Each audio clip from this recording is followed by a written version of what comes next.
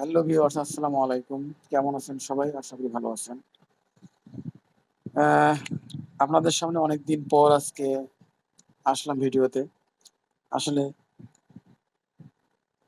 দেখেন, ইঁদুরের বংশ করে দেব ধ্বংস। মানে এত পরিমাণ ইঁদুর হয়েছে ভাই, মানে কি বলবো, আমার জামা কাপড় প্যান্ট মনে করে যে ইঁদুরকে কেটে মানে এমন একটা অবস্থা করছে, মানে আপনাদের কি বলবো আর। যার কারণে ইঁদুরের বংশ করে দেব ধ্বংস। যার কারণে কিনে নিয়ে আসছি। দেখি এটা একটু রেখে দেই, কি অবস্থা ইঁদুর। মানে ইঁদুর খুবই অবস্থা খারাপ করতেছে, মানে আমার কাপড় চোপড় কাইটা মানে ইঁদুর আমার অবস্থা খারাপ করে ফেলছে।